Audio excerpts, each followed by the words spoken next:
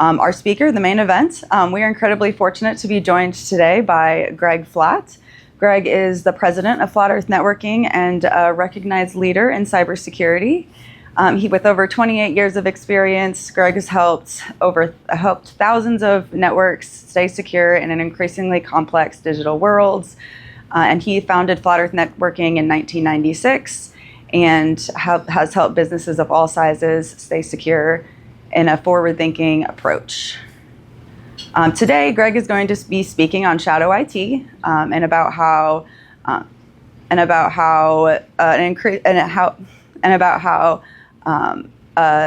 technology or an unauthorized download can cause a major data breach, just like seen in high-profile cases like Disney and Okta.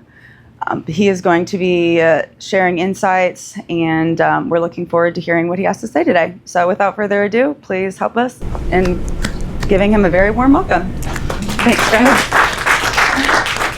Thank you, Emmy. Thank you, Greg. That was fantastic. Well, good afternoon, everybody. How is everybody today? Fantastic. So as Emmy said, I am going to be speaking about shadow IT, which is something that isn't necessarily super sexy. There are a lot of vendors out there. They don't have there's not really a technology fix for it as much as a personal fix for it. So let me start off, and these are the things that I'm going to review today. So first thing we're going to do is we're going to discover what shadow IT is. We'll get some definitions, some examples there. Why employees use shadow IT. Talk about some specific data breaches that have happened as a result of shadow IT that have resulted in some pretty significant things. And then address the compliance and legal risks, productivity impacts, reputational damage that can happen as a result of shadow IT as well. And then we'll get into those case studies, and I've got two to talk about today that were pretty devastating. And we'll talk a little bit about mitigation strategies, and then a very, very brief introduction into zero trust, because this is a lot. And if we dove right into and got heavy into zero trust, it probably would be too much. This already might be too much. I might forward through to the juicy bits just so we can get it done. And then we'll have come to everything with a conclusion and then a call to action if necessary. All right. So who has heard of shadow IT? Shadow IT is very simply the unauthorized use of any systems, softwares, or programs without the official approval and going through the vetting process in the technology department. So these things could be the cloud applications. And I know that everybody in here has probably personal email. And have you ever pulled up your personal email on your work device? Yes, everybody has done it, including myself. That's shadow IT. So that is a really, really common use of shadow IT, a common example of shadow IT. Also, employees download free tools, they download applications, really just trying to make their lives easier. And we'll get into that a little bit more here in just a minute. But they do that sometimes without vetting it through the IT department. And that is a significant problem when it comes to compliance, but also security. So when you download an application and it hasn't been vetted through the IT department, that's shadow IT. So those are two things. It's often driven by good intentions. Most people just want to get their job done. They just want to do a good job and they want to be successful. So it is it's an interesting. Who here has heard of the 5-monkey experiment? Has anybody heard of the 5-monkey experiment? All right. So the experiment goes like this. They put 5 monkeys in a room with a ladder and put a bunch of bananas up on the top. So the monkeys have easy access to the bananas. But every time a monkey tries, they hose down all of the monkeys with cold water. They just absolutely saturate them with cold water and to discourage them from climbing the ladder to get to the bananas. Eventually what happens is the monkeys that are there, the 5 monkeys that are there, stop trying. So they stop trying to get up and get the bananas. The experiment is that they replace one of the monkeys with a naive monkey that doesn't know what the experiment is. That monkey tries to go to the bananas and the other monkeys gang up on it to keep it from going up the ladder because they don't want to get soaked with cold water. They continue to do that, changing one monkey at a time until all of the monkeys that are in the room have never been sprayed with cold water. The theory is that none of the monkeys will go to the top of the ladder and grab the bananas. It's a social experiment. It's really a fable. It didn't actually happen, but it is a good demonstration of how sometimes we get into a routine. And I've heard this, anybody who is in IT has heard this. When you ask somebody, why are you doing it that way? They say, because it's always been done that way. Or that's the way that Sally trained me on when we did the onboarding, or that's the way that I was told how to do it. So it continues to perpetuate. So the shadow IT problem continues to perpetuate. And there was an actual experiment in 1966 where they had rhesus monkeys, and every time one would approach the cage, or they had one in the cage, every time it would come up to the cage, they would blow them in the face with air to discourage them to do that. And then they would introduce a second monkey and see what happened. Interestingly, when they had two males, the male would stop the other male from going to the front of the cage. But if they had two females, one female would sit back and go, "You're on your own," and see what would happen. But it was a very interesting experiment, and that's the one that's also often referenced when they talk about the 5-monkey experiment as the scientific proof, even though I couldn't find any evidence of the water experiment actually happening. So it is, the employees use shadow IT with good intention. It is not with malicious intent. They don't, and the unfortunate thing is they probably don't know any better because they were told, yeah, that's okay, we do that all the time, even though it might be against company policy. So that leads into this next slide on why people are doing what they're doing. And the first one is need for speed. The processes that we put into place as cybersecurity practitioners are walls. They are supposed to be inconvenient. They're supposed to be places that we can add controls and do monitoring and do all of these other things. Well, that inhibits the employee from doing what they think is the best way to do their job. And then insufficient tools, same thing. Maybe the vetted tool is just not good enough. Maybe it doesn't do what they need it to do. They don't have access to it off-site. I mean, there could be a variety of different reasons why it's insufficient. And then, of course, with the prevalence of the cloud, it's just so much easier. You know, why can't I just upload this file to my Dropbox, my personal Dropbox, so that I can access it at home? It's for the company. I'm doing it for the company. So why wouldn't I want to do that? You know, that's kind of the rationale. And that's with the remote work and the bring your own device, and then lack of awareness. People just don't understand the severe security implications that can happen as a result of utilizing the shadow IT. So I was on vacation last week. I was down in the Florida Keys. We were talking about it earlier. I did a little bit of scuba diving, and I was discussing this on vacation because, you know, that's what I do. And I was talking about this with my eldest daughter, who happens to hold a PhD in psychology and work for a very large bank doing UX research. And as I was explaining it, she goes, "That's a UX problem. That's a problem with the user experience. The users need a different experience in order to be able to function and not have to use shadow IT in order to get their job done." And then she introduced a concept. She said to me, she goes, "Yeah, they're looking for a desire path." I'd never heard that before. Anybody heard desire path? Everybody in this room will know exactly what I'm talking about in here in just a second. She said desire path. She said it's the shortest path from where you are to where you want to go. And we see that in the physical world. We see that in the wear patterns of our carpets at home. We see that in shortcuts and university campuses where people are cutting across the quad to get to a different location.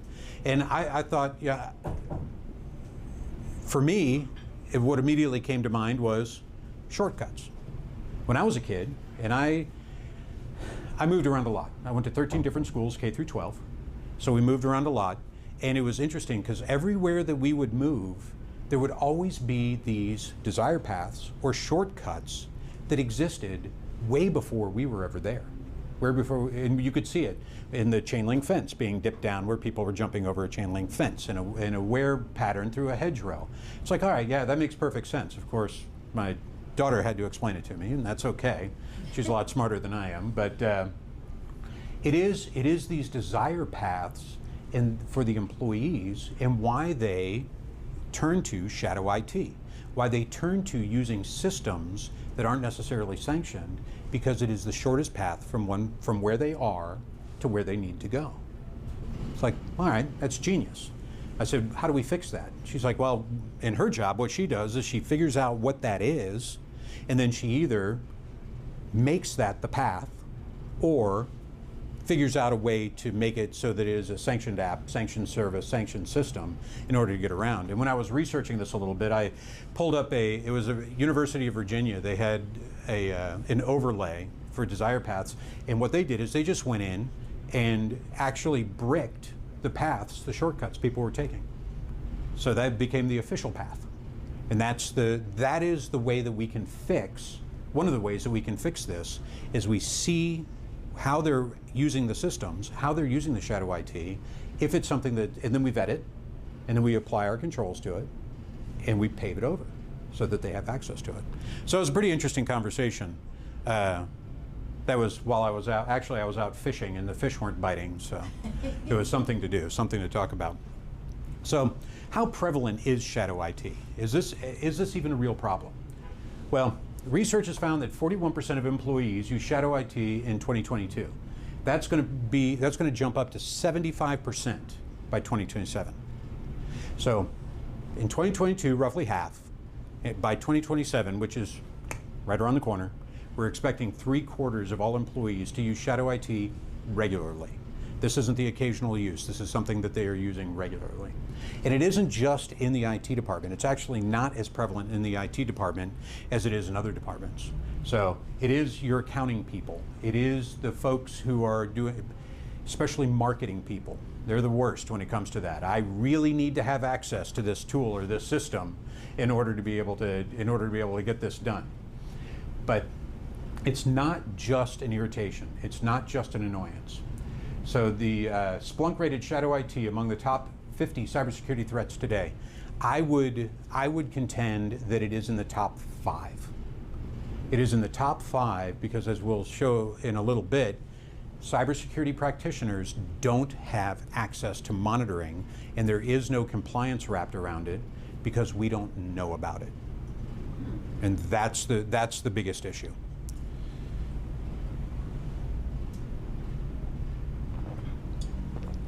So as we get into the cybersecurity implications of it, of course, unvetted tools, they have weaknesses. They're subject to malware at a much higher rate than the ones that we actually look at. When talking with a lot of our clients, they're like, well, the employees really want to use this tool, and it's like, well, we can't use that tool because we haven't vetted it yet. So Firefox as opposed to Chrome might be one of those conversations in what web browser is going to be used. And then we also have compliance violations. The use of the shadow IT systems might actually violate HIPAA or GDPR. It might actually violate your compliance and get you in some big trouble. There could be some violations, some sanctions and costs associated with it, fines. So it's very important that we maintain an overview and we know what's going on so that we can maintain those high compliance requirements. And then productivity and operational impacts. If the data goes out, so if somebody has data and it goes out through an unsanctioned app, we have lost control of that data. We don't know where it is. We don't know if it's being changed. We can't be sure that it hasn't been altered. So we lose control of that. And if it gets out and our clients or stakeholders find out that there has been a violation, it could damage the reputation pretty significantly. I mean, it could damage the reputation of the organization. And then, of course, financial cost. Breaches and compliance fines are very expensive. It is very, very expensive to mitigate a breach. The average breach cost right now is about $130, I think was the last number I saw, per data record. If you lose 1 million data records, do the math. It's 130 times a million. So it's per data record. So it's very, very expensive to do that. Now, there are absolute real-world consequences to this shadow IT and the data breaches that we see. First I'm going to talk about is Disney. Did anybody hear about the Disney breach? It was in 2024? Yep. So the interesting thing is that an employee with good intention downloaded a small app off of GitHub, which is a repository for software, downloaded a small app in order to assist them in doing their job. They were an animator, they were looking, it's an AI tool, and it just happened to be riddled with malware. So they download this tool onto their computer, and they run the computer. Well, the malware stole the employee's credentials. The employee, of course, had access to their internal communication system, Slack.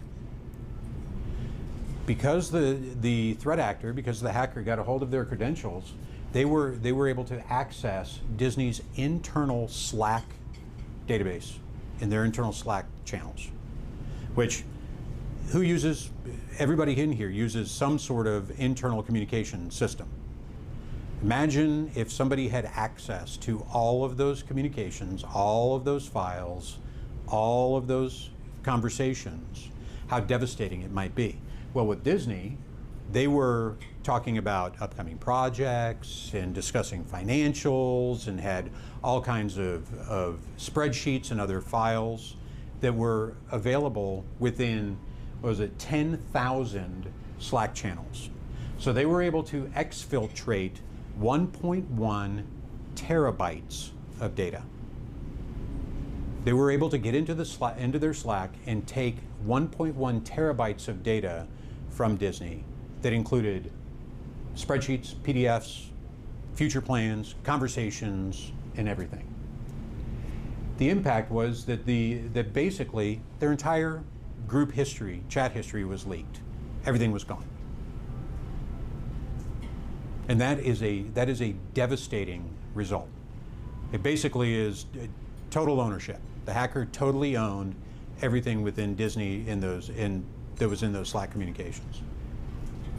Well, eventually, I mean, it was a result of an unsanctioned app that an employee downloaded just to make their job easier.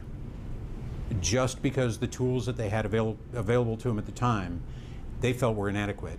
So they downloaded this one app, and it resulted in basically all of Disney's information being stolen. Everything being stolen. Disney did eventually eliminate Slack, although I can't blame Slack for this, but they eliminated Slack and went to some other communications software. I would assume it was Teams, but that was Disney, and it was pretty brutal. With that particular hack, it really only put at risk Disney's information. So they were the ones that had the highest risk factor within this communication. The second one, which happened back in 2023, was Okta. Okta is a multi-factor authentication platform and a onboarding, offboarding type, governance type platform. It's an IAM IAM. Identity Access Management. Thank you, Mike. Identity Access Management. So Okta had a user log on to their Google account, and the Google password, the password management tool, captured their login for the Okta support system. In turn, what happened, so the attacker got the personal Google account, found this treasure trove of information that included a login to the support system for Okta, which is one of the biggest players in IAM on the planet. They were able to log in and download a bunch of information, a bunch of files from the support system, including something called session keys. or session tokens from their support cases. These session tokens allowed them to potentially access their clients, Okta's clients' information, and gain access. So it did. It affected 134 of Okta's corporate customers, and there were at least 5 incidents that were made public, including Cloudflare, which is a massive CDN, 1Password, and Beyond Trust. These are security tools. These are security platforms. And because Okta, who is a third-party vendor to these customers, was breached, they all were breached. They saw attacks using these session tokens in an attempt to breach their systems. All because one employee used shadow IT to log in to their Google account. Yeah, it's pretty devastating. We really need a strict separation between corporate accounts and personal accounts. You shouldn't be using your personal accounts on your corporate computer, on your work machine or work devices ever, and they never should mix. That is a serious shadow IT violation. So, what could be the potential impact for shadow IT? Well, we have a lot of compliance and legal risks. The problem with shadow IT is it creates a system that is unknown, and it is not able to be monitored by the security team. So it creates an environment where there's basically a hole where the security team can't see what goes in and out of that communication channel. They don't know what the data is, they don't know who's accessing it, and there is no way for them to put controls on it to keep it from happening. So it's invisible to audits. It is nearly impossible to audit what is happening within shadow IT because you don't know about it. You can't protect what you don't know about. You can't audit what you don't know about. So shadow IT is a massive security hole for visibility. It's also a big regulatory violation. In this country, GDPR, of course, is in Europe, but in this country, HIPAA has a very strict control around who has access and tracking data for patient data. So every healthcare organization and anybody who does business with healthcare organizations has to sign an agreement that they're going to abide by and be regulated by HIPAA. Well, if you don't know if shadow IT is exfiltrating or allowing patient data to go off of your network, you're violating HIPAA, which could result in some significant fines. Yeah, so right there, HIPAA requires protecting patient information. GDPR requires knowing where the personal data is. It's a privacy regulation in Europe. So you have to know where the personal data is in order to protect it. Then, of course, there are also legal and financial consequences where if you violate these compliance, it could result in heavy fines, lawsuits, or regulatory sanctions. But even if there isn't a fine, shadow IT, if it is discovered on your network by an auditor or a regulator, they're gonna immediately stop looking at what you want them to look at and move to what are you violating and what else is gone. Now, I have a friend of mine. A friend of several of ours.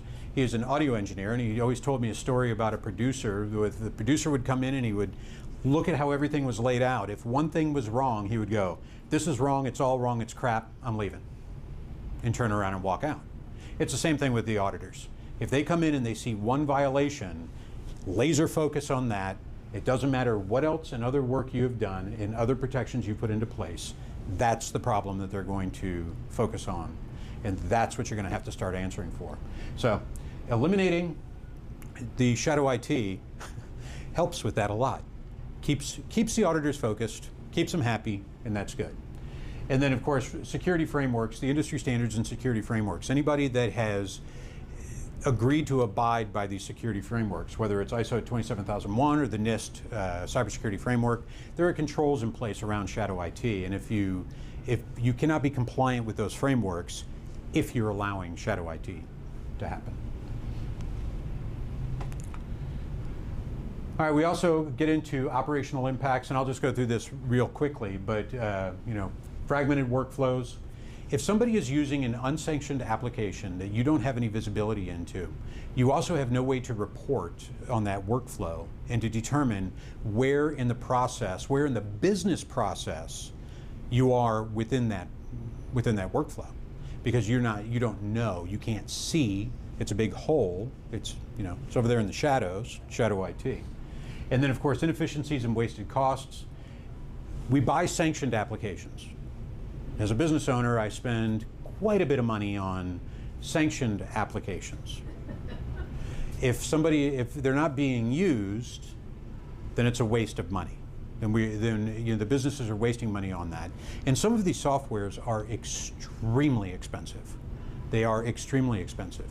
So if through interviews and determining whether or not the shadow IT, the app that the shadow IT is being used as is better or could be adapted to your environment, then it might be better to do it that way.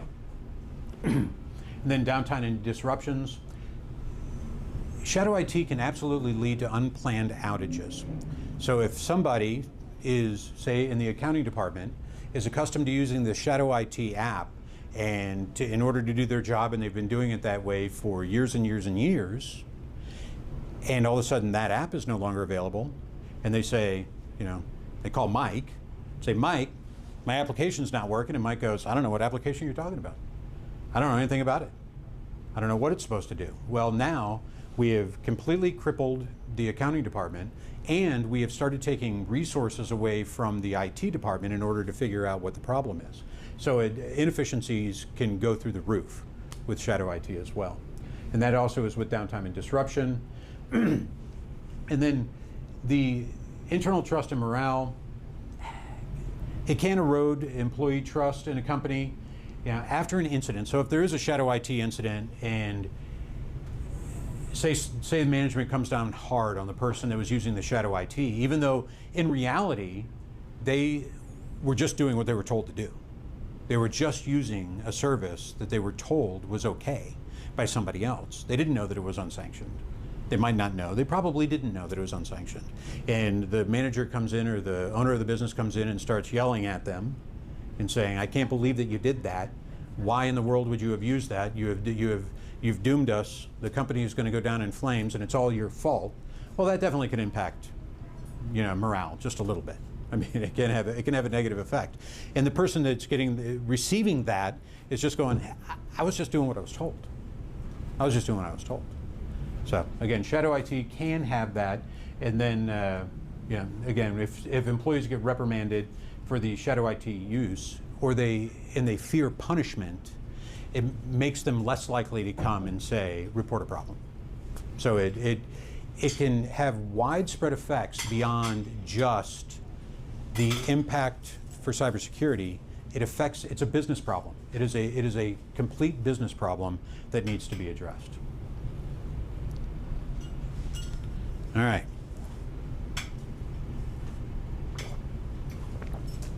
As we go into a little bit more of the impact of what can happen, and this is outside of the organization. Same thing though, loss of customer trust. How is that tied into shadow IT? Well, if there is a breach incident, I can guarantee you that customers of Okta lost trust in whether or not they could keep their information secure. I can guarantee you that the customers, and because I've had conversations with some companies that use Okta, and we use Okta, but I've had conversations with companies that use Okta after this incident, and they're like, what else is out there? What else can we do? So there's absolutely a loss of customer trust. And then partner investors also. I mean, I would imagine any publicly traded company or anybody that has investors, if they have a breach that results from shadow IT, which is 100% preventable. That's the other thing that's important. It's 100% preventable. If they have a breach that's associated with that, then the investors, the people who have bought the stock, if they're venture capitalist, investments, all that stuff is at least going to be called into question and could be an issue. And then, of course, the media and PR impact. I could imagine it's a little embarrassing that a security company, I'm going to continue to pick on Okta, that a security company that is trusted with so many people's authentication processes, that it was a PR nightmare for them to try to rebound from that. It had to be huge. And brand damage, of course, like Okta, where that shadow IT incident, that one thing where somebody logged into their personal account on Google and saved their password, the password for the support site in that password manager, that resulted in all of that damage. Yeah, the brand damage is huge. And even after the fix is done, there are long-term perceptions of problems. And this, I remember many years ago, Blue Cross Blue Shield of Tennessee lost a couple, I think it was 3 hard drives out of a locked closet inside. So yeah, it was 3 hard drives, and the drives weren't encrypted, and they couldn't guarantee there wasn't personal identifiable information on them. So they had to disclose, I think, to the 98,000 or whatever the huge number of people that, have bought insurance from them. They had to disclose that there was a loss. Well, it was years and years and years when, after that we would still hear conversations about Blue Cross Blue Shield saying, well, they had that security incident. Now, security incidents are unfortunately a lot more frequent. So we see them, and people have kind of become desensitized to them, but it still will have long-lasting brand, reputation, and perception implications for the companies that have experienced this. In the realm of what we're talking about with shadow IT, again, 100% preventable. It could, both of those incidents, both the Disney incident and the Okta incident, could have been prevented. All right, so how do we fix it? As I said at the very beginning, I think that this is a top 5 problem. It's not talked about a lot, especially by security vendors, because it doesn't have a specific technology fix. Yeah, it's real easy if I say I'm opening up an office and I want to make sure that all the bad guys stay on the outside and all the good guys stay on the inside, say we're dropping a firewall in place. Well, now with everybody with remote work and BYOD and all of the information being scattered all around the country or the world, it makes it a little bit more difficult for there to be a technological fix. Now, technology absolutely plays a part in it, but if somebody was to come to me today and say, I want to buy something, I need to buy a piece of hardware or a piece of software that fixes all my shadow IT, I would tell them, it doesn't exist. You could pay me $1 million, and I couldn't sell you one thing that did all of that. The biggest thing is policy and governance. It is critically important that there is a policy created by the organization that is fully socialized to all of the people of what the implications on shadow IT are. So I hope that just in this conversation right here, it is clear that there are implications. Disney thinks there is. Okta thinks there is. So it's important that we convey that to our employees and to the people who work and use the technology. They want to use the technology to do their jobs. We need to make sure that we are conveying to them why shadow IT is so bad, and that one person's mistake can result in lots and lots of consequence. And then employee training and awareness, again, as we get deeper into that, it's important to understand for the employee what shadow IT is. I just want to check my email, or I just want to make sure that my kid is okay, and I'm going to pull up this communication thing that we use, or whatever service it is. I just need to do this one little thing. Is it really that bad? Is it really that bad that I do that? So we need to make sure that we are doing ongoing trainings and awareness, and that they understand what the potential implications are. Yeah, it really is that bad. It can be that bad, because I had 1.1 terabytes of information walking out the front door of Disney is bad. It's bad. I don't know that it resulted in the movies that they're making now, or if that changed anything, but it is an issue. And then there are some technologies that we need to implement in order to get visibility into it. We need to be able to look and see where the shadow IT exists. So that can typically be done with a remote workforce with your endpoint.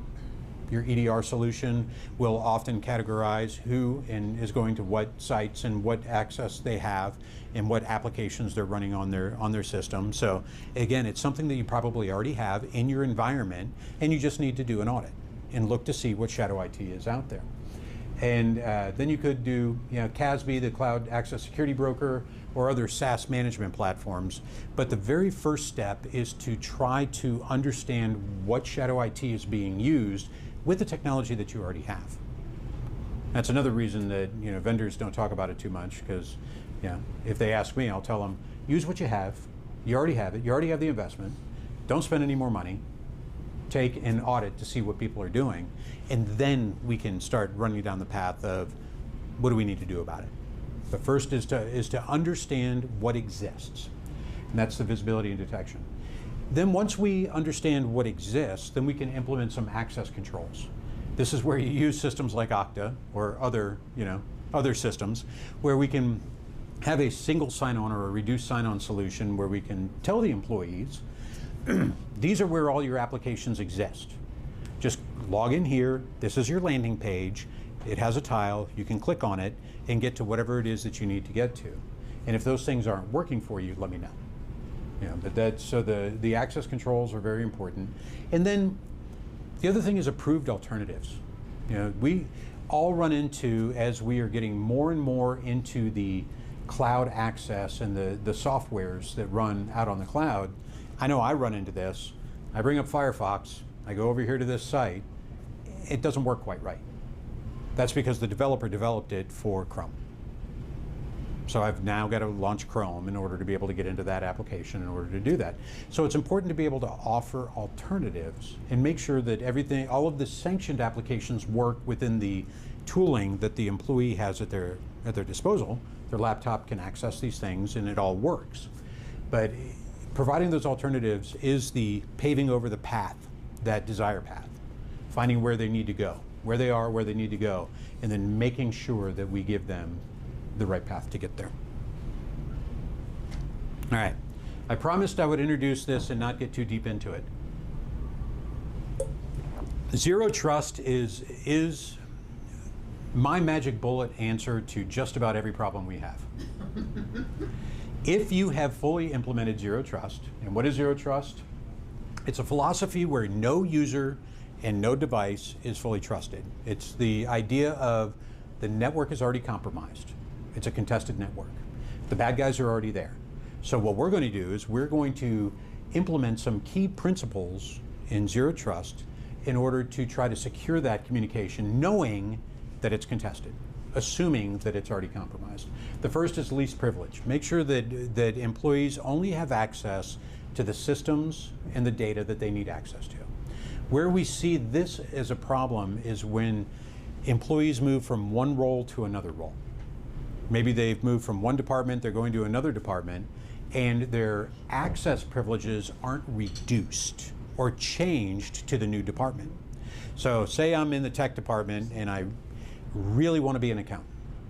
So I have all of these accesses in the tech department, and I get my chance and I'm going to go over to the accounting department, and I'm over here in the accounting department, yet I've retained all of my access controls over here from the IT department. That's where least privilege comes in. I really needed to be audited as I was going into that department to make sure that all of these privileges were revoked, and I was only given access to the systems and the data that I needed access to in order to live out my dream as an accountant. All right. And then continuous verification. I'm picking on Darlene, she's an accountant. I got it too. So don't assume anyone is who they say they are after a single login. That's another key principle of zero trust. We're going to do continuous verification. All right, you logged in, I let you in the door. Oh, now you need to access that piece of information. I need to verify that again. I need to verify you are who you say you are. And as we continue to go through that process, we make sure that only the people that need access to the systems have access to those systems. And then allow access only from devices. So we've got the user, we know what their privileges are, we're continuously verifying them. Now we're going to make sure that only those devices have access. So the corporate device, whatever it is, that's the only one, the sanctioned device has access to the system. So the goal here is, of course, that we assume that the breach has already happened. And what we want to do is we want to limit the blast radius, and we want to make sure that we can continue to operate in a way that is functional for the company. If, for example, Disney had zero trust, chances are the access wouldn't have been able to get into what the hacker got a hold of, that password the hacker got a hold of, wouldn't have had access to 10,000 Slack channels. They wouldn't have had access to all of the communications, all of the private communications, and downloaded the tens of thousands of PDFs and Excel spreadsheets and other conversations that had happened. But because they didn't have least privilege, because they didn't have zero trust, man, dude got in, and he was out in California. They arrested him. But dude got in and he ripped out everything. He ripped the guts out of it, which truthfully is impressive. I mean, when I was reading through all the case studies and everything else, I'm like, damn, that was impressive. But that's a quick introduction to zero trust and how it's applied within Shadow IT. Again, we want to limit the lateral movement. If somebody does have access, and we're going to assume that they do, that we're going to keep them from moving left and right and getting into other systems. So if I'm in the accounting, if you're in the accounting system, you already own it. If I'm in the marketing system, I shouldn't be able to get into the accounting system from there. That's lateral movement, east-west.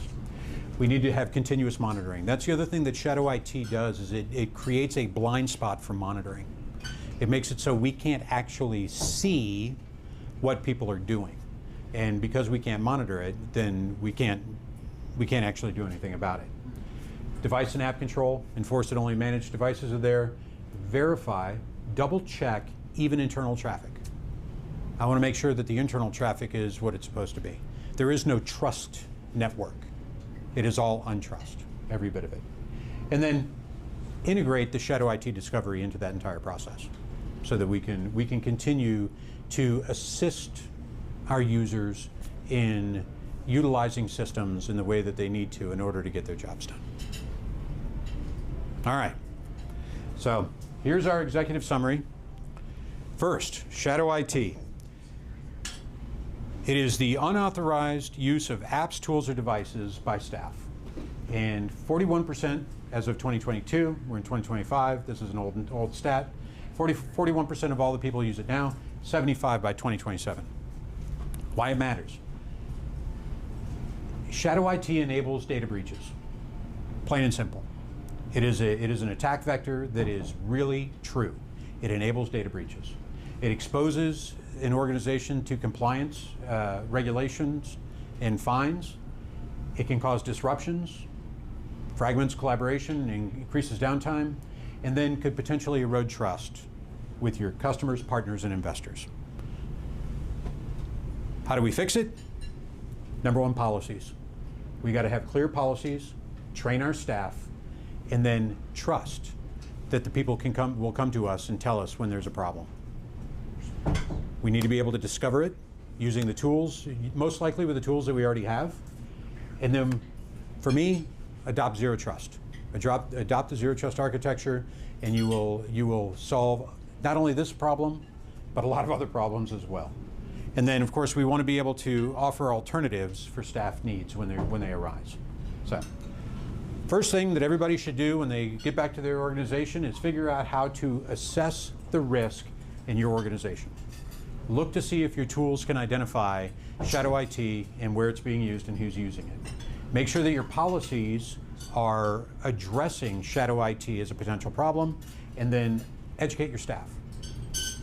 If you can, zero trust is hard, it really is, but begin adopting zero trust, and then treat Shadow IT. This one is key. If you don't take anything else away from this conversation, treat Shadow IT as a business problem. not an IT problem. This is a true business problem. And by addressing it that way, you will build in long-term resilience.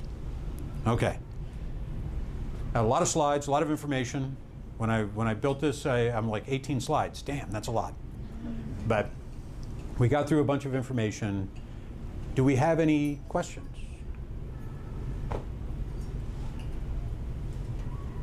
Yes, Darlene. So I'm curious about how my phone works in all of this. I mean, I got work stuff on here, but it's my phone. I have personal stuff on here too. So tell me. You need a work phone. You need to talk to your boss and get a work phone. I'm really glad that I don't care about apps and download a whole bunch of apps. It's not just that. It's the BYOD is a significant problem. So when you bring in your own device, that's your phone, right? Well, Yes. yeah. Yeah. And then you are using it for company functions for convenience. Yeah. Yeah. So when we have that, whether it's a phone or an iPad or a laptop or who knows what, you mix those two, business and personal, you have just executed shadow IT.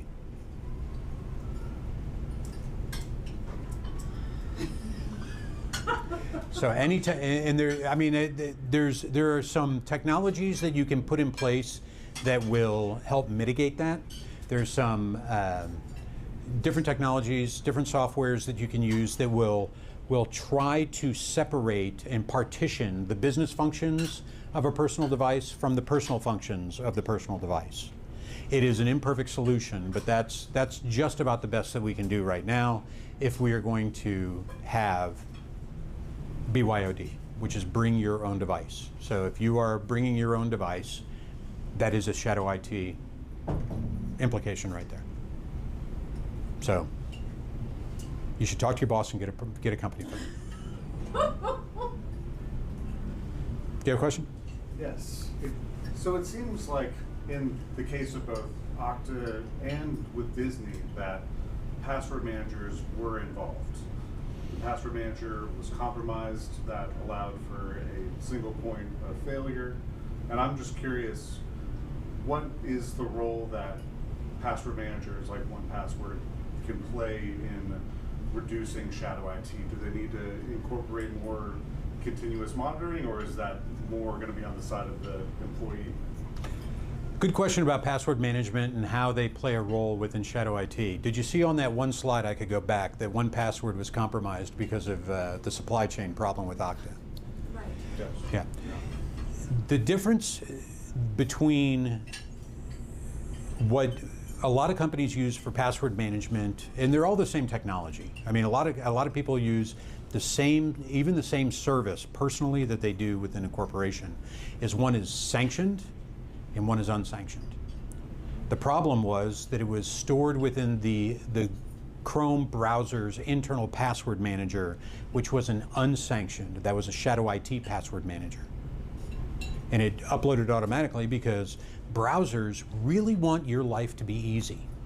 Let me store that credit card for you. Let me store that password for you. I'll just log in over here for you. You just bring up the website. I'll log you in. I've got all your preferences. It's good. Your life's going to be easy. Which, like Microsoft would say, sit back, shut up, and watch the movie. We're gonna do all these things for you. So the big difference is sanctioned versus unsanctioned, is really what it comes down to. If you are storing corporate passwords in your unsanctioned password manager, shadow IT. 100% shadow IT. So what the organization should do is give you a place, an alternative, in order to do that through a sanctioned process. And what would that alternative look like with a BYOD type of policy? Again, BYOD should never happen from a security perspective. I mean, it does have to happen, but it's completely out of convenience. BYOD is convenient. Security is not convenient. We are inconvenient when it comes to that. So in a perfect world where I could wave a magic wand and say we're only going to do no shadow IT, only sanctioned devices, apps, and systems, BYOD wouldn't exist. As an organization, I can't monitor that. I can't control it. And it's not that we want to be Big Brother leaning over your shoulder going, who are you calling? Who are you texting? What are you doing? What's going on? No, we want to be Big Brother looking over your shoulder going, don't share that. That's corporate data. And it doesn't need to be shared in an unsanctioned app. But that can be addressed through policy and education. That is the biggest fix for shadow IT is communication with the employees, with the users, what's sanctioned and unsanctioned. Use this, and they might say, well, I don't want to use that, I don't like it. Okay, cool. What are you using? What would you prefer? That's where you get into the whole UX conversation and user experience. But it is, what's that? The path of least resistance. Yep, desire path. How are we getting from point A to point B? Right? Anybody else? Got one from the live stream. Oh, excellent. What do you have from the live stream over here? What is your opinion on using an external IDP as the authentication mechanism for a sanctioned password vault with application secrets and app passwords? Wow. Okay. What is my opinion? Let me think about that for a second.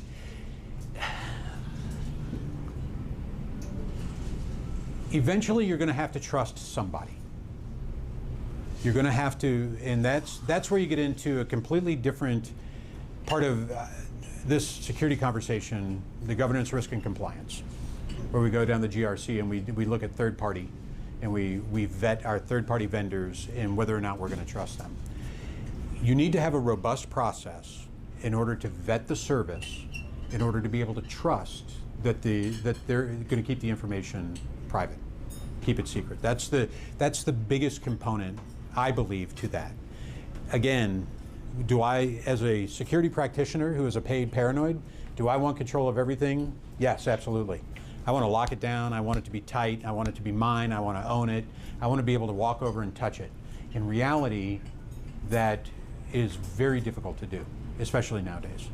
So it's vetting the vendors, vetting the third parties, understanding what the risks are, which is the governance, risk, and compliance, being able to quantify the risk within that process, and then being able to say, yes, I accept this risk, or I'm going to transfer this risk. And that's a completely different conversation. Does that even come close to answering that question, I wonder? That was a well thought out question. There was a I lot would of say words in that.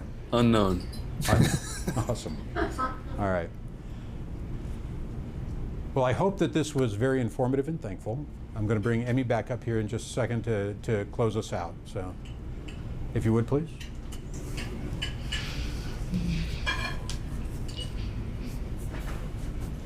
Thank you, Greg. I just want to express our sincere gratitude for everyone for joining us today, both in person and via live stream. It's your engagement and participation that makes these events so special. Just please know our door is always open for you guys. So if you have any additional questions that come up after this session, or if you want to connect, we'd love to hear from you. But I hope everybody has a great rest of your day, and thank you so much. Thank you, Emmy.